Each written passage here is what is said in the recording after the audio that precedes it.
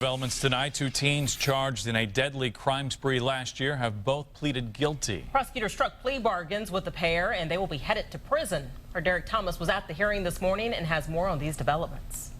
Gabriel, are you sorry about what happened? Yep. Would you do things differently? Yes.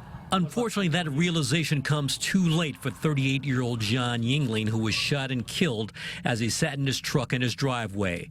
His widow, seen here leaving the courtroom, wept during much of today's hearing.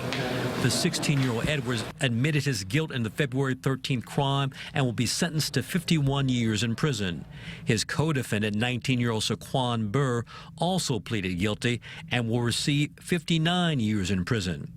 Prosecutors believe that Burr fired the fatal shot. We believe, based on his involvement in the other robberies, that he was most likely the trigger man on the homicide. We don't know 100% for sure. It was Gabriel Edwards' DNA who was found on the gun after it was tossed, but we think that was most likely just because he tossed the gun. After the murder of Yingling, the pair also shot and wounded Rex Suter, who was out walking his dog.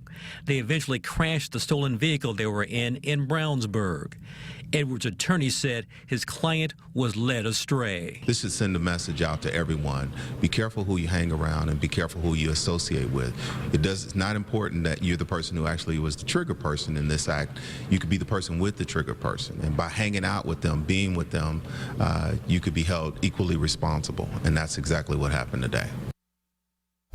Burr will be formally sentenced on July 11th. Edwards will be sentenced July 16th.